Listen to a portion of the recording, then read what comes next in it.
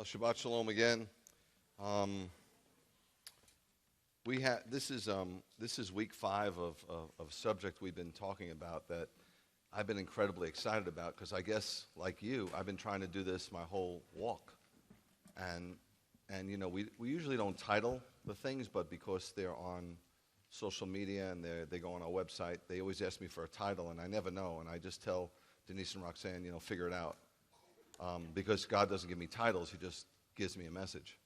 But for this one, it was a no-brainer. And, titling something How to Win God's Heart or How to Win God's Affection, I think is absolutely stunning. Because who doesn't want to do that as a believer, as a child of God? Who doesn't want to win God's heart? I mean, I think as children, no matter how old we get, sometimes we just want our mom and dad to say, I'm so proud of you and what you've become. Right? Because a lot of times when you're young, your parents are constantly disciplining because they're discipling, they're teaching. And they spend much more time correcting than praising because as children, we spend a lot more time going off the path than staying on the path. And that's why the job is so difficult, because it's constantly trying to pull the reins in and get them back on the straight and narrow, right? But then when you become an adult and you have children of your own, even though you're an adult, in your eyes, you're still like a child. I can remember visiting my mom when I was 50 years old and laying down next to her in bed and still feeling like a little boy. And anyway, so you just want to hear, I know for me, I just wanted to hear that from my mom. My dad passed away when I was very young, so I couldn't hear that, but her just say, I'm so proud of you. It means everything.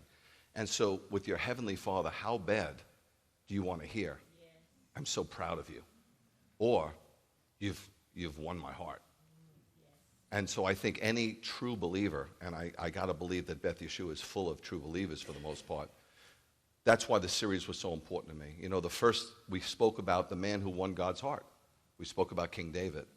And we mentioned that, he's mentioned more than anybody in the Bible, except for Yeshua. Yeshua is mentioned over 1,000 times, maybe like 1,050, depending on what version you read. And David's mentioned 950 times, and nobody comes close.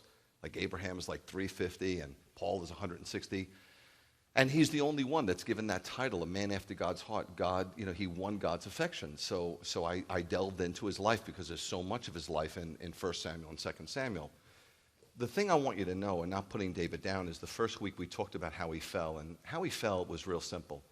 It says in the springtime when kings went to go off to war, David was found in the temple. He was at the wrong place at the wrong time. And I'm just telling you, as adults and as children, don't be at the wrong place at the wrong time. You're going to fall. As strong as you think you are, as strong as I may think I am, I know that I'm incredibly weak. So I don't stay away from those things because I'm holy. I stay away from those things because I'm unholy. And I don't want to put God to the test. The other thing is, sadly enough, is he had too much time on his hands. It says when he got up from his afternoon nap, this guy's a warrior. What's he doing sleeping in the afternoon? And times of idleness and slothfulness and laziness will lead to times of temptation. And you fall. Not only will it lead to times of temptation, but it will lead to times of oppression and depression. Most of the time when people have too much time on their hands, they start to think about themselves way too much. And they start to think about their regrets and things they wish they would have accomplished. And that just leads to oppression, if not depression. And, of course, the third thing was lust of the eyes and lust of the flesh and pride of life. I mean, he took his eyes off the prize. And, I tell you this all the time. You know the saying, just because I'm on a diet doesn't mean I can't look at the menu? I got news for you guys. If you look at the menu long enough, you're going to order. Nobody's that strong, so don't even look at the menu. Don't even. So, but with that being said, after we got through week 1, we went through 5 character traits that David had that won God's heart. And of course, one was faith. There is no substitute for faith. The Lord loves when you trust Him. Faith smells the fragrance before it sees the flower. God loves faith because He's like, wow, you really trust me? Kid, you really trust me, huh? He loves it. In fact, without faith, it's impossible to please God no matter how many works you do. Impossible. The other aspect of his life was he absolutely adored the Word of God. Show me somebody who loves God, and I'll show you somebody who loves His Word. Show me your Bible and I'll tell you how much you love God. If it looks like it's out of the box, something's radically wrong. The third thing we spoke about was David was always thankful. Constantly. He had all different seasons of his life, but he always remained thankful in it all. Fourth was he was penitent. When Nathan the prophet came and rebuked him, he said, I'm the man, right? Yeah. And Adam and Eve didn't do that. No. They played the blame game. Was Adam and Eve mentioned in Hebrews 11 among the honorable roll of people of faith? No, they were not. And last but not least, because this is his greatest attribute, he never questioned God's judgment. He never questioned whatever God did. When the baby was born and the baby was sick, he laid on the ground praying and fasting and begging God. And when the baby died, it said he got up, went into the temple, and worshiped. Never once did he say, hey, I prayed so hard. I know I'm not the best guy in the world, but clearly I've done some good things. Couldn't you spare my child? He never questioned God's motives, God's decisions, or God's judgments. That will be, if you do that, I'm telling you, if you are faithful, if you love the Word of God, if you stay penitent, if you don't question God, and you remain thankful, sounds easy, you'll win God's heart. It's just that simple, though. You don't have to look further than that. And then last week we spoke about his three friends. I just found these three obscure guys, Shovi, Machir, and Barzillai, and we learned a tremendous amount of application to our walk. If you want to apply some things, look at these three guys from last week and look at how they conducted themselves to King David, and this is how we should conduct ourselves towards King Yeshua. And we're going to finish up today and tie it into the announcement I want to make. And one of the things I want to tell you, I think I found a nugget. I think I found another nugget in David's life, and it blew me away. Hopefully it will blow you away. You know, sometimes when you get a message from the Lord, you get revelation, and you're blown away. You can't contain yourself, and you go to people and you tell them, and they look at you like, hopefully that will not happen today. But let's go to the first section and just finish off our study. 2 Samuel 16, 20, 23. You remember this guy? Ahithophel? In some of your versions, Ahithophel. He was David's counselor and David's best friend. They didn't come tighter. Absalom said to Ahithophel, give your advice as to what we should do. Ahithophel already went rogue, right? And he joined the insurrection of David's son. And the reason being, I told you, it's real simple. It was revenge, the green-eyed monster. He wanted to get back at David. Why? Bathsheba was his granddaughter. And he's like, you did this to my granddaughter? I'm going to nail you. And he couldn't stop. He just couldn't stop. You know, some people, when they want revenge and they're jealous, man, they'll just go to the extreme. So Absalom said to Ahithophel, give your advice as to what we should do. Ahithophel answered Absalom, go, and this was his first directive, his first counsel to Absalom. Go in and sleep with your father's concubines, the ones he left to take care of the palace. Because when David left, he left 10 behind. All Israel will hear that your father utterly despises you, and this will strengthen the position of all those who are on your side. Absalom, by the way, was a tremendous politician. I'm not big on politicians. Sorry, I know some of you know them, but I'm not big on being politically correct, and that's what politicians are. They have that perfect answer for everybody to please everyone, and that's not the Lord.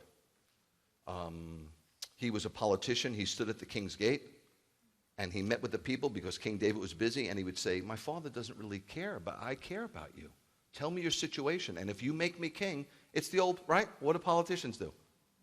Promise, promise, promise, and they sit in an ivory tower and get paid well. He said, all Israel will hear that your father utterly despises you. You know, now I know why no politicians come to Beth Yeshua. I was always wondering, like, how come? All Israel will hear that your father utterly despises you, and this will strengthen the position of all those who are on your side. He's taking over. He's determined to take over the kingdom and kill his father, and nothing's going to stop him. So they set up a tent for Absalom on the roof of the palace in plain sight. And Absalom went in to sleep with his father's concubines in the sight of all Israel. In those days, Ahithophel's advice was regarded as highly as if someone had sought out the word of God, meaning he was just as good. Even though he was a counselor, he was a prophet. He had a direct line to God. He heard from God. Nobody questioned his advice or his counsel. It was this way with Ahithophel's advice both to David and to Absalom. So here we go. I told you they followed his advice unquestionably. Whatever he said, they went with. So Ahithophel gives his counsel to Absalom to go in and sleep with his 10 concubines that David left behind in Jerusalem. Why? Because such an act would be an unspeakable insult to his father in front of all the people. Where is his father? He left. And it would constitute a direct claim to the throne. I'm coming after that throne, Dad, and nothing's going to stop me. So it was good advice as far as what Absalom was trying to accomplish. But then he gave his second bit of advice, which a lot of people don't see. Look at 2 Samuel 17, 1 through 4. It says, Ahithophel said to Absalom, let me now choose, let me, forget about you, let me choose 12,000 men, fighting men, military men, and I will pursue David. He's angry, and he's vengeful, and he's going after David. This is personal. And he says, I will pursue David tonight. Give me 12,000 men. I'll fall on him unexpectedly when he's tired and powerless. I'll frighten him. But listen, David was an incredible warrior. He's barking up the wrong tree. He should have known better. I'll frighten him. All the people with him will flee. I'll attack only the king, meaning I won't take out any of the people. I'll kill him. Then I'll bring back these people, and they'll fall under your sovereignty. And when they have all returned, accept the one you are seeking, meaning David, I'll take him out. All the people will be at peace. They'll defer to you. They'll fall under your dynasty. What he said pleased Absalom. How could he go wrong, right? He's trying to kill David, so you'll kill him for me? Great. Go and kill him for me. Take the 12,000 men, and then bring back the other soldiers, David's soldiers. They'll work for me, right? Power and might. But this is the problem, okay? God is bigger than anyone or anything. And when I tell you God's in control, it's not by happenstance. It's not something that you read in a spiritual fortune cookie. I'm telling you God is in control. The problem that you have with believing that is too many of you are at the helm. You can't have two gods. If you're going to be the God of your life, then you expect him to follow your will, you could forget it. You've got to let go of the controls, man. And let's be honest, some of you are control freaks. You have to have it the way you want it. It has to be your way. It's his way. And this is what Ahithophel's gonna find out, sadly enough. Okay? So, his advice, though, sadly enough, let's continue in verse 5. It was thwarted. Watch. Then Absalom said, now call also to Hushai the Archite. Who's Hushai? Seriously?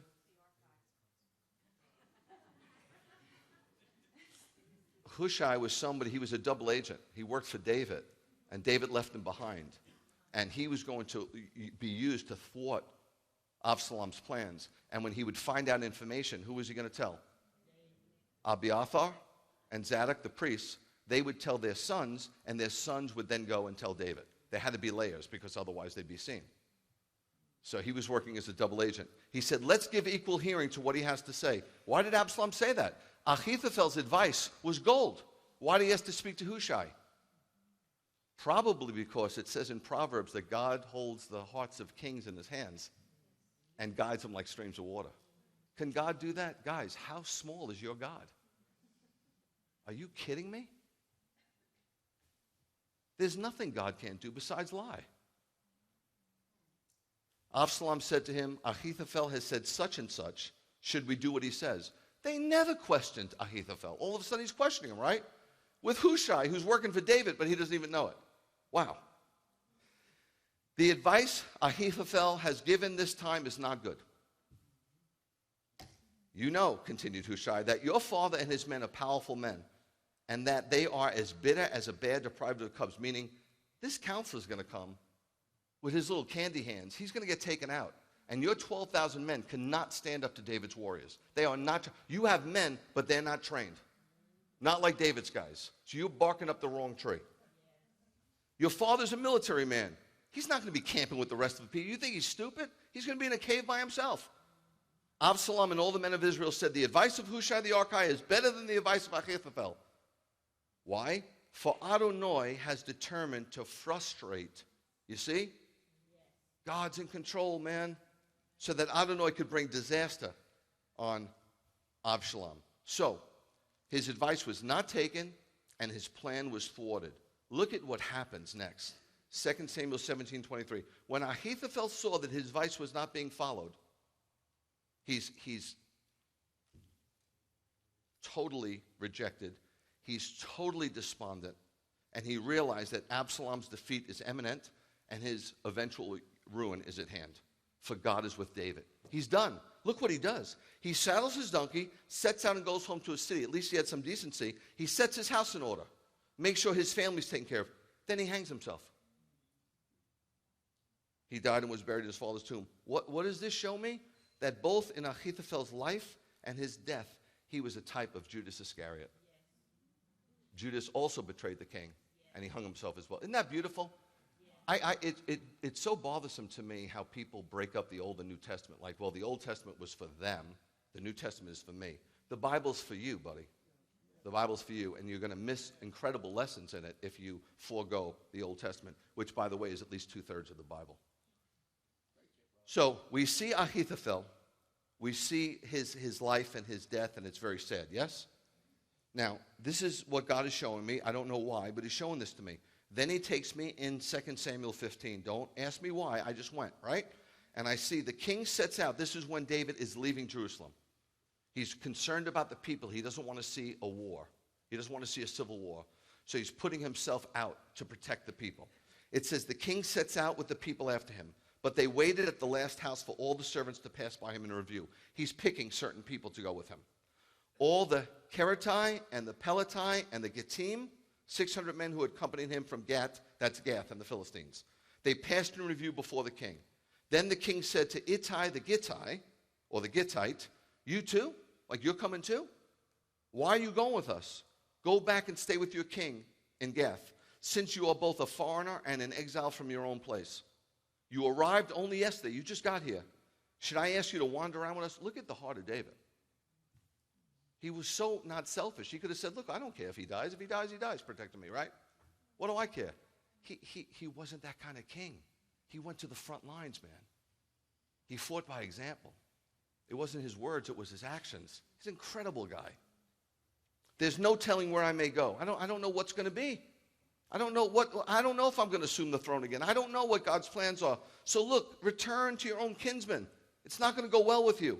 Grace and truth be with you. You'll never get away from that. It's all over the Bible. Yeshua was full of grace and truth. David was full of grace and truth. You're not going to get away from it. If you're all grace, you are so incredibly unbalanced. It's pathetic. And if you're all truth, you're so incredibly unbalanced. It's pathetic. I meet them all the time. I mean, the Hebrew roots people, they've got the corner on truth. They know all the truth, and they're just destructive and miserable and bitter. I meet the grace people. It's all about grace. You know, Jesus paid it all, and I don't have to do anything. Both positions are off. You got to bring them both together, and that's where you'll find the Lord. So, as Adonai lives, as my Lord lives, Ittai says, wherever my Lord the king may be, whether for death or for life, your servant will be there too. So I see this guy Ittai. I don't think too many people know who he is. But here, Absalom's revolt led to David's flight. That's what you're reading here, okay? And those who went with David were the Keretai. They were foreign mercenaries. They weren't Jews. They were foreign mercenaries. They were soldiers, paid soldiers. And the Peletai, they were guardsmen. They were his bodyguard, okay? And then you've got 600 Philistines who left Gath to join David. One of these was this guy Ittai. So David's saying, go back to your homeland. You know, you're in exile. You just joined the ranks. I don't know what's going to be. Please look out for yourself. And he's like, no, you don't understand. Okay? Just like Ruth, where you go, I go. Yes. Where you die, I die. Yes. I'm going to say, look at the beauty of that. So then God says to me, look up their names. Look up their names. And I'm hoping that I'm hearing from him. Because if there's nothing to their names, like if one means willow, you know, it's like, I can't make anything out of that. So I don't know if I'm hearing. I don't know. You don't know. So you look into it. So I look into Ahithophel's name, and this is what it means. My brother is foolish. Wait a minute. Then I look, and I'm like, okay, I get it. I get it. Please, let Ittai's name not mean willow. And I look up Ittai's name, and this is what it means. With me. Is this not the way to end this thing? Guys, Yeshua says, my brother, because remember, Remember, I don't want to make this distinction because Yeshua is definitely part of the Godhead. But you got to understand something. His mother was a human being. His father was God. God the Father doesn't have a human mother. So as the Messiah, he had to come in human form. God had to send himself in human form because for this amount of sin, there had to be an eternal or infinite sacrifice. And no human being has that kind of infinity to their blood. You follow? So he had to have both to bridge the gap between us and the Lord. You follow? But at the end of John, the very end, almost the last thing he says to Mary Magdalene, go to my brothers. God the Father would never say, go to my brothers. I can't be a brother with God the Father. But Yeshua says, go to my brothers. You can't refute this, guys. It does not matter what theology you were raised with. It doesn't matter what you believe. You cannot refute what the Bible says. He says, go to my brothers and tell my brothers I'm going where? It's right in there. To my Father and your Father. I'm going to my God and your God. So Yeshua is asking every one of us today, hey, are you going to be foolish, my brother, or are you with me? There's no other question. There's no happy medium. You're either going to be foolish, my brother, or you're going to be with him. And the question that I have is, what does it mean to be with the Lord? Now, parting words are important. You know, my father was carried out in a bag in the middle of the night. I mean, if you're there with your loved one and they're giving you their last words, it's usually very special. Moses gave a farewell address in Deuteronomy 31. Joshua gave the farewell address. Samuel gave a farewell address, and David did too. David spoke to his son Solomon. And I think with all David went through and all we spoke about in David's life, I think we should let him have the parting words, okay? Look at 1 Kings. These are his parting words. It says, the time came near for David to die. He's dying. He's going to die any moment. So he commissioned Shlomo, his son, as follows. I'm going the way of all the earth. Therefore be strong. Show yourself a man. A lot of versions says basically the same thing. It says, be a man. Now, what is your version? What is your understanding? What's your interpretation? What's your philosophy, if you will, about being a man? I know what it was for me. As a young kid growing up in the projects, being a man, I remember the first time I got into a real bad fist fight. I might have been like 6 or 7 years old. And this kid was tough, and he beat the snot out of me. And I came upstairs, and my father said, what happened? And I told him, and he said, go down there and finish it. Now, that's kind of tough for a little kid, huh? Who just got the snot beat out of him in front of like 60 kids who were watching. That was the way I was kind of raised, okay? So being a man means don't cry, be tough. You know, you follow what I'm saying? So what is David saying? I have a funny story for you. You remember when I got out, well, some of you remember, when I got out of the hospital 12 years ago? Was it 12 years ago now? 12 years ago.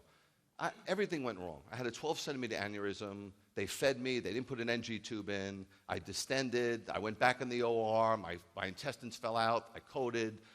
It was all bad. I aspirated. I'd C. diff. I leave the hospital after 18 days in a wheelchair because I can't walk. I got oxygen because I can't breathe. I'm crapping all over myself. And Bernadette signs us up for ballroom dancing.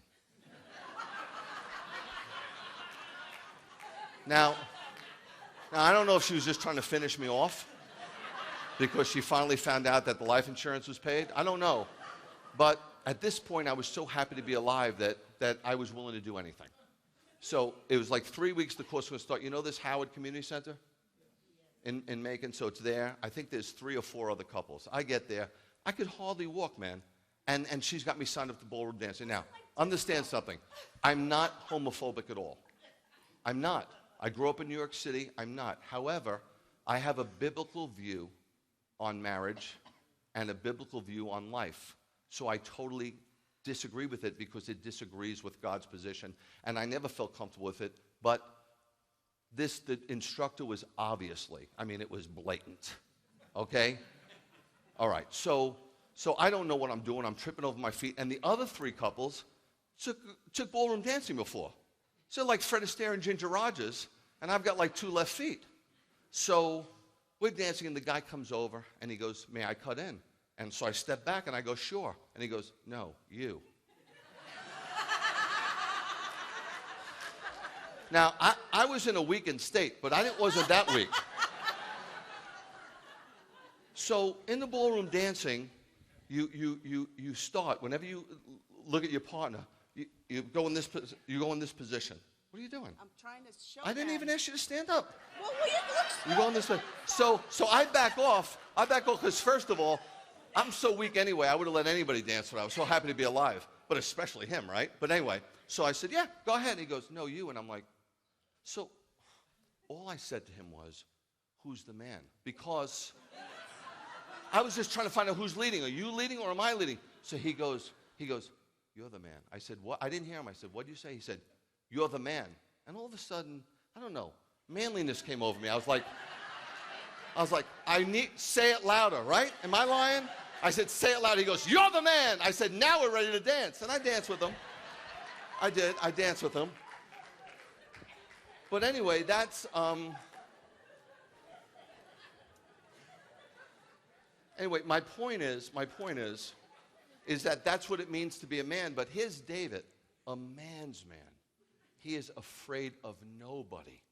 You know, Joab, I mean, he's all scarred up. These guys are crazy warriors, guys. They're not afraid of anybody. So now he says, be a man. And the next verse is magical because it describes what David thinks a man is to his son Solomon, who's the new king. And look what it says. You want to be a man? Guys, you want to be a man? Then observe the charge of Adonai your God, to go in his ways, keep his regulations, his mitzvot, his rulings, and his instructions in accordance with what is written in the Torah of Moshe, so that you will succeed in all that you do, wherever you go.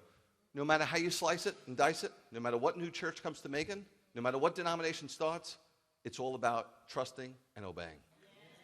It's just that simple. That's what pleases the heart of God, trusting and obeying. Now, with that being said, the Lord has crazily blessed us here at Beth Yeshua. When I first came, I saw there was, I noticed, I didn't realize this, but whenever there's a new church in Macon, everybody comes out. I don't know what it is. It's like whenever there's new anything, a new fast food place opens up, a new nail salon, everybody comes. And so I didn't realize that. We had all these people come out, and then they all disappeared overnight. And I think the ones that stayed, they were just so enamored with some of these things they were learning. Like when we went to Mabel White the first year I was here, which is a fairly large church, and at that time they had, I think, close to 1,000 people, and they're right here on Bass Road. I was teaching there on Wednesday night. I didn't know how the Baptist organization works because I didn't know how any church organization works. And on Wednesday night you have all these classes, and people sign a sheet to partake in the class, right? You have all these different teachers and all these different subjects. So we started a class. Somebody asked me, would you teach on the feasts and how they apply to Yeshua? I said, sure. I was quite nervous, and I think about 6 people were in the room. I was fine with that because I'm used to Messianic Judaism anyway. It's incredibly small, so I was okay. It wouldn't matter to me. I remember being a youth pastor at Beth Judah, and there were 2 people, remember, that used to come. 2, the rabbi's son and his friend. And then it dropped down to a rabbi's son, and I was still faithful. I would show up every week like there was 2,000 people. And so I was there, and then I just asked them, I said, look, you might hear things that you've never heard. Just give me a little bit of grace. Just listen in a little bit and check it out with the scriptures and identify with the Holy Spirit, see if it marinates and it resonates. And then it got to where, it was crazy. More people came. And finally, the head of the education department came to me and said, we have to go into the sanctuary now. And I said, I'm so sorry. What, did I do something wrong? He goes, no. There was a couple hundred people there on a Wednesday night. And they were coming from different denominations. And there was excitement, remember? People were excited. They were pumped and excited. And they were like little birdies who were getting fed for the first time. And I saw it. They were so pumped. And it was beautiful. I was excited for them. They were excited. And it was absolutely beautiful thing. With that being said, though, guys, I don't know if you know my heart, but ever since I'm a little boy, my mother would say when they would come on the trains in the 70s and the late 60s in New York, the blind guys and the deaf guys, and they come into, I'd start hysterically crying and put money in their till. It was just my heart. It was just my heart. And in Judaism, one of the most important things is tzedakah, charity. It's our major principle. It's one of the 3 major principles. So I just said to the Lord, look, I know I can go on like this. I can have these nice Gentile Baptists coming to Beth Yeshua and teaching them things they never knew, but God, that just doesn't seem fulfilling to me at all. It's like I'm teaching saved souls. Like, is that what you really want for me? And that's when I started to cry out for things, and that's when Nevi Michael came along, miraculously. And that's when India came along, and that's when Kenya came along. And I think we've done, to be honest with you, I think God has done exceptionally well, blessing us with the poor, the widow, and the orphan. I mean, when Yeshua said, what you do for the least of me, when did we see you hungry? When did we see you naked? When I go to these places, they are naked. They don't have clothes. They are starving. When did we see you like this? He said, what you've done to the least, you've done to me. These are the least. The poor, the widow, and the orphan. The orphan is the least. The least. And so he's done a beautiful job. Interestingly enough, I got to tell you, I get an email every Saturday from Samuel. Just listen to this. This is priceless. This is worth it. Shabbat Shalom, dearest brother Greg Hershberg and blessed family. Greetings to both of you, to your blessed family, and all the saints with you in Yeshua Messiah. My dearest brothers, some words I still can't explain in English well, so please kindly read. It does not matter how many days we live on earth. It only matters how much work we do for the Lord. I always encourage our pastors to be strong and genuine. I fear to God, and I fear you as my spiritual father. Besides, I do not fear to any powers. We have lots of persecution, lots of temptations, lots of hardships. You don't know the half of it. I do not worry, and I'm never sad about these things. This is an amazing thing with these guys that I'm blessed with. Their persecutions are crazy, guys. I mean, they're knocked around, beaten up. They never will tell you about them. It's crazy. It's crazy what the Lord has blessed us with. I do not worry, and I'm never sad. We are always encouraged by your teachings, love, and sacrificial support. Without you and BYI, we are nothing, which is true. When I met them, they had a couple of kids in the village and him. Now they have 200 pastors. 200. But just listen, because sometimes, like me, I can't find good ministries to invest in. I can't. They're top-heavy. They have too much administration. So I can't. So I search, and I search, and I beg God every day, show me. Every day I beg God to show me. You ask Bernadette how many times I tell her if he would just show me, I would invest in those things, because we have funds coming in from people. They'll give towards this ministry. But understand, if you're not doing anything, at least if you're supporting this ministry, you're supporting these efforts. Don't you understand? How could you say no to that? We have lots of persecutions. Without you, we are nothing. Without God's help, without your prayers and blessings, we are nothing. This is all because of you and your great love only. You showed the Lord's loving compassion when you came. So we are doing our best to reach many new people and new places. I am using every penny you send for the Lord's work. This is, trust me, he uses every penny.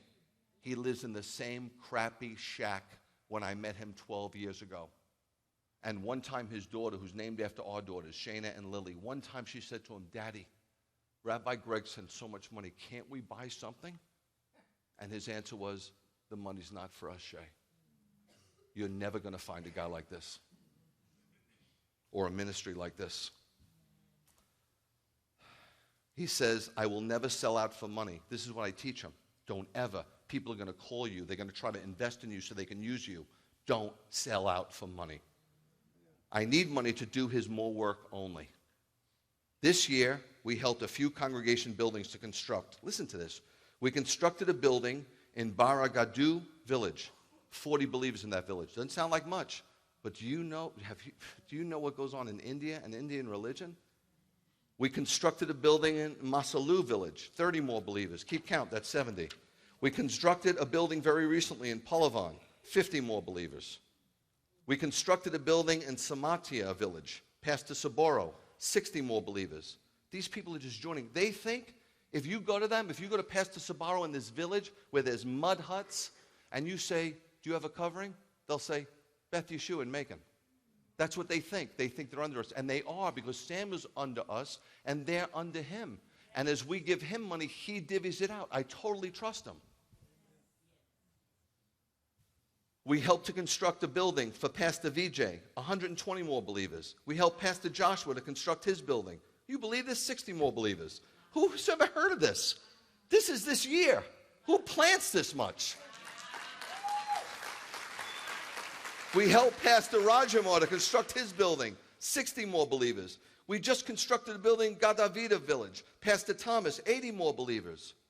And then he knows my heart about the old age, so he said, brother, we just distributed food, clothing, soaps, brushes, shampoos, and cleaning agents to the old age home. And by the way, any of you can go visit. If you don't believe me in the pictures and you don't believe Samuel, I brought him here, just go visit. Be prepared. But you're welcome. You are absolutely welcome. You could leave tomorrow. Today, if you can get a flight out, I'll just call him. Tell him you're coming. Don't be a burden, but you're going to be blown away. We also visited the handicapped school last month. We helped them with medicines and distributed their needs. We prayed with them, and they prayed for you. Yesterday, we fed 100 children. We did this a couple of times. My dearest brother, we conducted a pastor's fellowship. We distributed clothes to the pastors and their wives. We bought new clothes for 50 pastors. Every year, we give them a pair of clothes. What that means is they only have one outfit. So when you give them a second outfit, you've just increased their clothes by 100%. We distributed clothes to 35 pastors on the 12th of December in Jamapeta village. We are distributing a pair of clothes to 30 pastors on December 19th in Amaparan town. We're distributing clothes to widows and orphans on December 21st. We're distributing clothes to 20 more pastors in Guntaru region. Guys, I'm just going to tell you, he does more in a freaking week than most pastors do in sometimes in a lifetime. Except because most places, what do you got? You come, you get a nice little message, you fill in the blanks, and then you show up for men's meeting, women's meeting, and life goes on. Right or wrong? Dearest, my lovely brother, thank you for your kind and continuous prayers. Thank you for your sacrificial support. We are doing above all because of you and because of Beth Yeshua International. Thank you so much for your faithful prayers. We love you, my sister. I am now closing this email with lifted up praying hands. We are daily praying for your good health, dearest sister Bernadette, for your blessed children, and for all the saints and brothers and sisters we have at Beth Yeshua. Yours, brother and Messiah Samuel.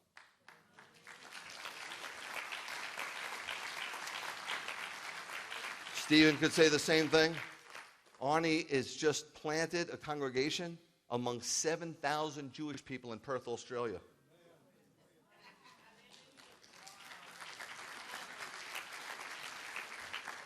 So, God has blessed us because religion, James talks about, that he regards as those that take care of the poor, the woman, the orphan. Guys, what if you know the scriptures so well? What if you got the t-shirt? What if the scripture is on your fridge, but you're not doing anything to fulfill the scripture? He's blessed us, yes? And it even says, what about the least, those in prison? Do we not have a congregation in McRae Correctional Facility? Not a prison ministry, a congregation. Do we not have a congregation in Pulaski State Prison? Not a ministry where you go once a week, a congregation. Beth Yeshua Pulaski State Prison, where the girls that go there have to renounce all affiliations and they have to be exclusive to a messianic lifestyle. Have you heard of this? I haven't. I was in prison ministry for years. They never asked me to start a congregation. This is crazy. And we just sent out hundreds and hundreds and hundreds of CDs to tons of prisons just recently.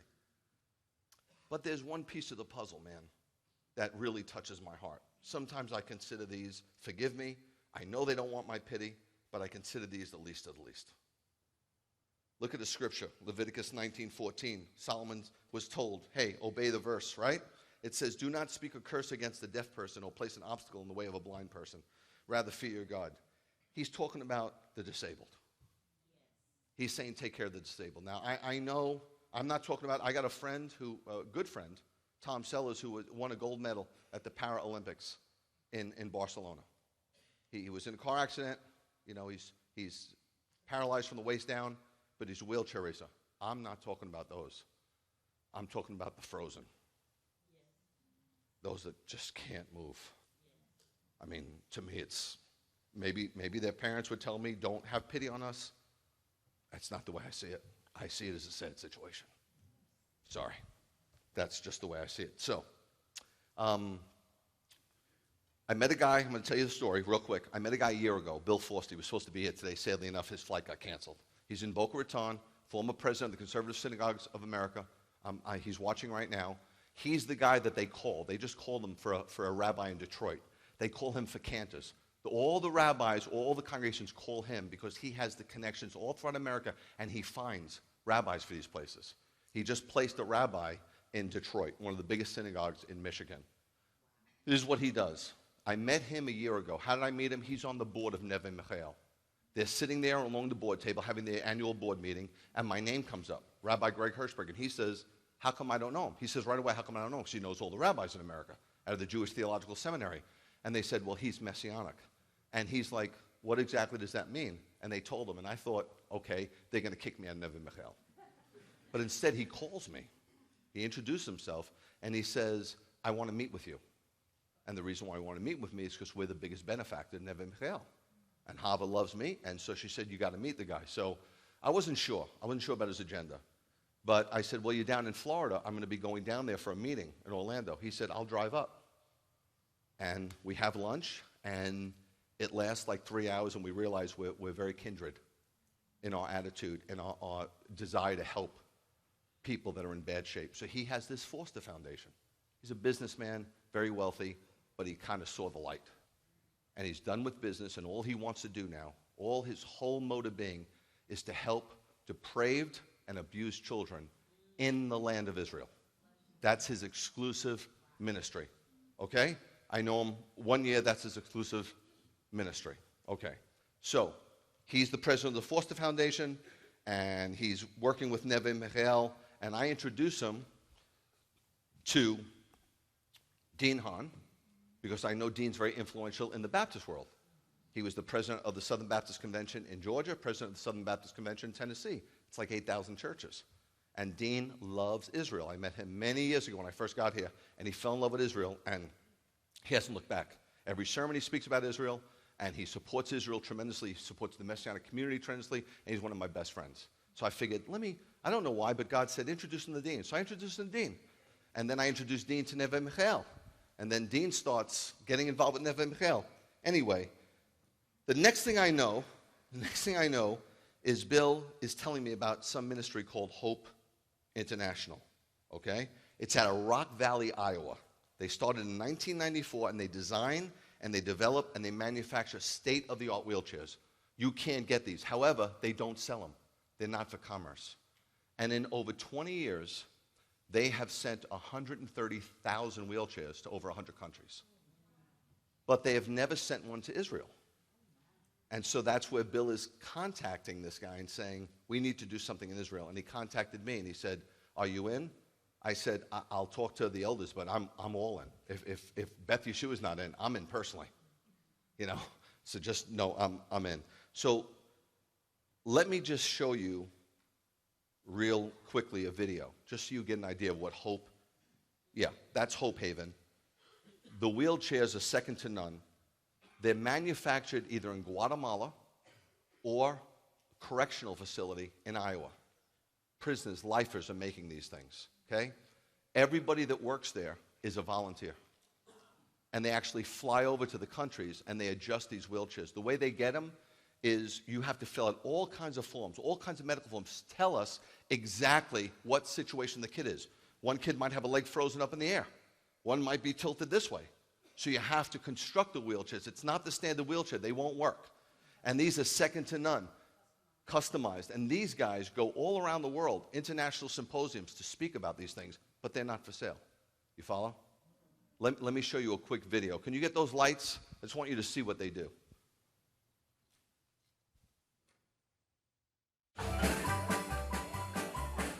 Antigua, Guatemala, one of the oldest cities in Central America. It's a popular tourist destination and known for ancient ruins and beautiful Spanish Baroque architecture.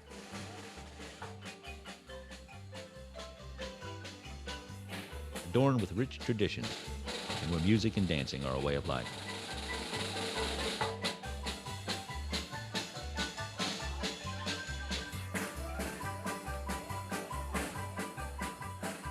Just outside the city, staff and volunteers from Hope Haven are paying a visit to a small village and snapping a few selfie photos with the children. This is where Hope Haven, Guatemala operates a small factory that is changing the lives of people, not only in Guatemala, but around the world. From this facility, a small but dedicated team of workers build and refurbish most of the wheelchairs that will ultimately be distributed to countries all across the globe. Many employees here, who were once recipients of wheelchairs themselves, are now working and supporting their families with jobs at the factory. Angel is just one success story here at Hope Haven. When he was born, his parents' biggest concern was, who's going to take care of Angel when we're too old to take care of him? Well, guess what? Every other Friday when Angel gets paid, he deposits money into their accounts and helps support his elderly mother and father. His parents never imagined that he would be able to not only find a job, but help support them. Pero gracias a Dios que tengo este trabajo. Thanks to the Lord, he has this job. These women are particularly blessed to have a job at the factory. Women in Guatemala can have a difficult time finding work. For women with disabilities, finding a decent job that pays well in this poor economy can be all but impossible.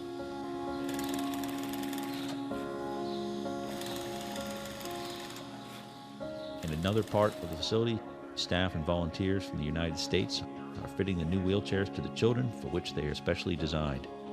The team will take great care to see to it every part of the wheelchair fits the child's little body perfectly.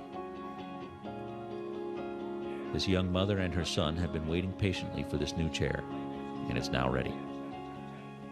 Let's see how it fits.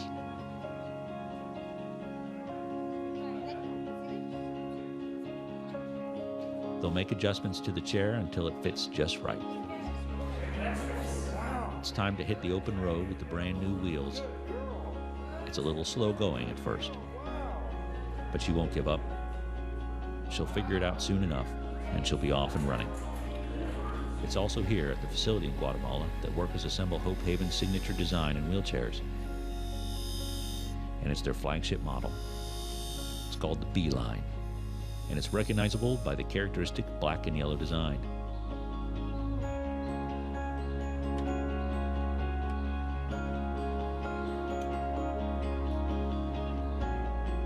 It's a revolutionary design in wheelchairs, versatile, adjustable, and extremely durable over rough terrain.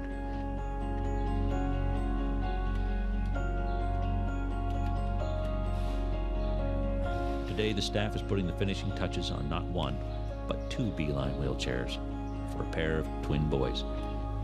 Did you notice the difference here, how that this piece here is put in an upright position? This, it's the same piece, but it's just flipped upside down. Mother and grandmother have arrived with the boys. The staff will give their chair a final cleaning.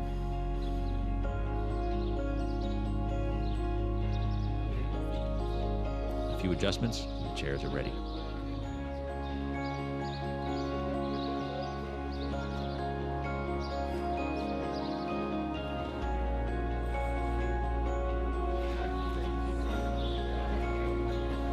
I think we got a winner here. But for his twin brother, it's been a long day. This new chair makes a good place for a nap.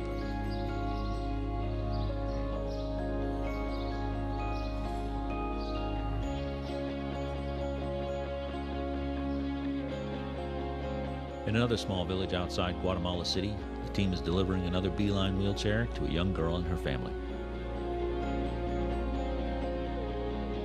The family can set out for a walk around the neighborhood, where together, with new freedom and mobility for her and her family, they can dream about her new potential and about where she can go with her whole life ahead of her and no limits to her mobility.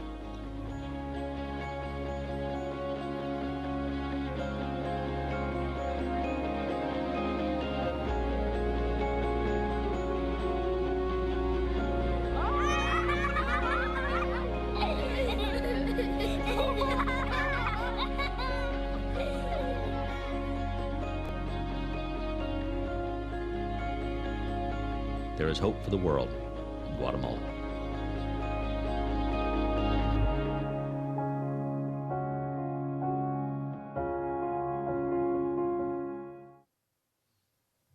Their larger factory is in the state penitentiary, and lifers are able to put these things together and give people some freedom. Some of these kids are 14, 15, and when they bring them to get their wheelchair, the mothers are carrying them on their back. And the World Health Organization says there's 65 million people in the world that need these things. So I met him and I said, I'm in, and I met with the executive director of Hope Haven and asked him for his approval and his blessing to let us be involved. Now, Israel is known as a developed country as opposed to a developing country. What people don't know about Israel is that about 25 to 30% of the people live below the poverty line. The poverty line in Israel is $900 a month. And the cost of living is much higher than it is here in the United States. This is a statistic by the Central Bureau of Statistics. It's not something I'm making up in the National Institute of Insurance. And they report 6.5 million Jews are living below the poverty level. And I spoke to a guy at Hershberg Hospital. I met with him, one of the largest hospitals in Jerusalem, and they deal with, they specialize in a range of services for children with major disabilities. These are some of the children they work with. He's very Jewish, and the first thing I asked him, I said, can you buy wheelchairs in Israel? And he said, they're $5,000 a piece. Yeah.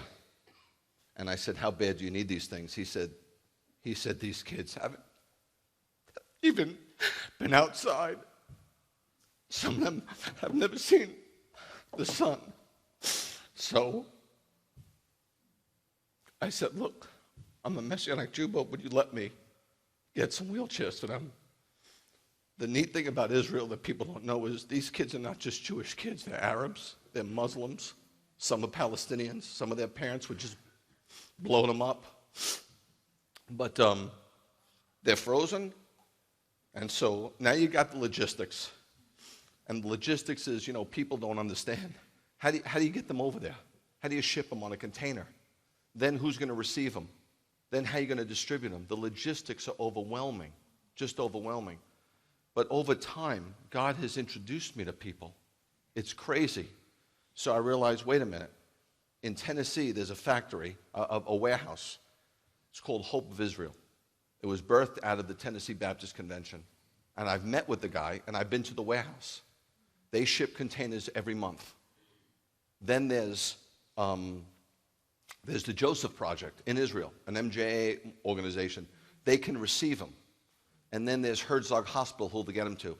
So I got the guy who would deliver them. I got the guys who would manufacture them. I got the guy who would distribute them to the hospital. So here's the flow chart. Hope Haven manufactures them. They go to Harvest of Israel in Tennessee. They'll ship them out of Savannah. Joseph Project receives it, and they'll distribute it right to Hershberg.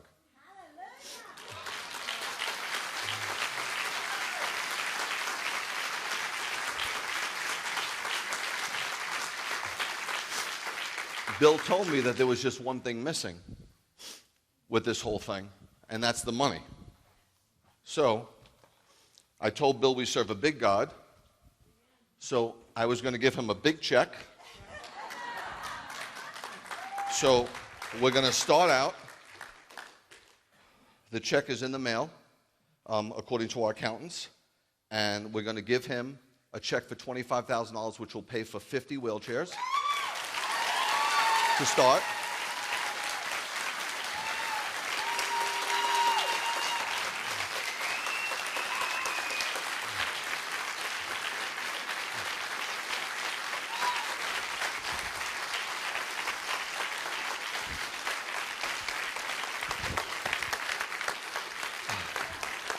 The neat thing, guys, is that if all goes as planned, and please keep this in prayer, they're going to try to ship them in February, so that when we go over there in April, we're going to be able to visit Hershberg Hospital and see the 50 kids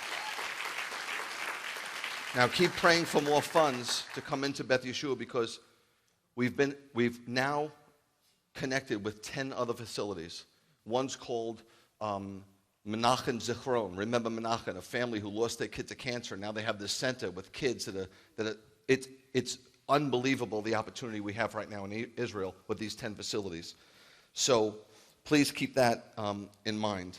The last thing I want to tell you is I want to show you a slide. This was my mother's favorite saying. My mom was a real giver. Do you have that slide? Okay. My mom was an incredible giver. She worked at Yankee Stadium selling hot dogs, the only girl there.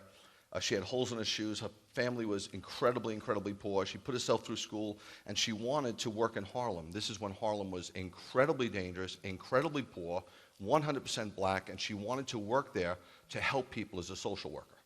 That was my mom. And everybody loved my mom for obvious reasons. But when I was a little boy, she'd always say, if I'm not for myself, who will be for me? If I'm only for myself, what am I? This is a saying from the Pirkei Avot, the Ethics of the Fathers, back in the 1st century by Hillel the Elder. And what he was saying is, yes, you have to take care of your family. Who will? Who's going to take care of my kids if not Bernadette and I? But if I'm only for my family, what kind of person am I? It's balancing the self with selflessness, you follow? So Beth Yeshua could never be a place, never would it be a place, it never will be a place where we just, fatten up the crew that come. We've got to do something. I'm telling you, many times the world says, what are you doing, God? Where are you? And we sing the song, I want to be his hands and I want to be his feet. It's a heck of a song. But what's the good of singing it if you're not going to do it? This is an incredible opportunity for me. It's an incredible opportunity for you. We have about 50 people going to Israel. Do you realize I'm hoping that 50 people will wheel out each child? We will take pictures with them. We'll put them on their websites. And listen, we don't benefit from this. What's happening right now, you don't know this, but Bill has a social media campaign. He spent a fortune in. There's thousands and thousands of people watching. What some of these people are going to do? Send money to Neve Pachel. They might send money to Samuel. They might send money to Hope Haven. If God can use us for that, do you know what an incredible, beautiful blessing that is? If God can use our little congregation with all the people that watch to help foster and promote some of these ministries, who are quality ministries, working with volunteers and really legitimately helping, not buying a new Lexus for Deacon so-and-so. You follow? Yeah. So what a blessing to be part of this. You follow? What a blessing. And I just found out from Dean that he's going to be hosting a trip the same time, go figure, with the Family Research Council. Tony Perkins, anybody familiar? Yeah. There's 120 on his trip. Some of these guys are congressmen and congresswomen, and we're going to direct them to Hershberg Hospital. We're going to bring them there with Christian Broadcasting Network if it works out, and they're going to film some of this for Christian Broadcasting Network, and we'll just be in the shadows, you follow? It's not about Beth Yeshua, and it's not about you, and it's not about me. This morning when I said to Bernadette, I'm so upset that Bill's not going to be here, and she said, but it's not about Bill, and it's not about you. It's about helping the kids. That's what it's all about, storing up treasures in heaven. So I hope you're excited. I hope you're incredibly pumped. And guys, I feel like this is just the beginning. I don't feel like this is the culmination. I feel like we're just seeing the tip of the iceberg. And I just want to live longer so I can keep doing and doing and doing for the Lord and for people. Let's stand together.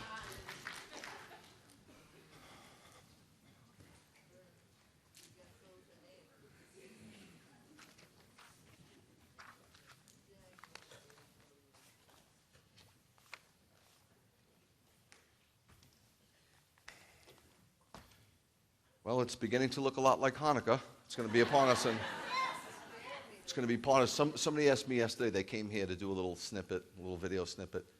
And, a lot of people think Hanukkah is like Jewish Christmas, right?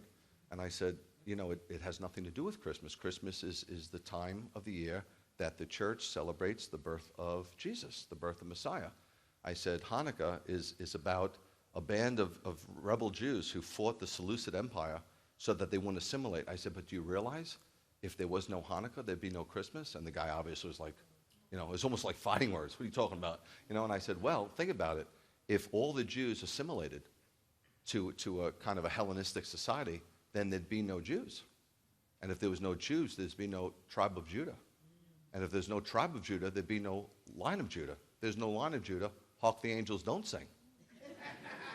So if there was no line of Judah, there'd be no Christmas. So you see how important, once again, the Jewish people and how instrumental they are in birthing the Messiah and willing to give up thousands and thousands and thousands and thousands of lives to shed the bloodshed of their own children to not assimilate so that we can sit around the tree and have good cheer. Don't forget it. Don't forget it. May the Lord bless you and keep you. May the Lord make his face to shine upon you and be gracious unto you. And may the Lord lift up his countenance upon you and give you his peace. In the name of the Prince of all peace, Yeshua. Yivarecha Adonai v'yishmerecha. Yo'er Adonai panav elecha v'hunecha. Yisa Adonai panav elecha v'yasem lecha. Shalom. Shabbat shalom, guys. I love you.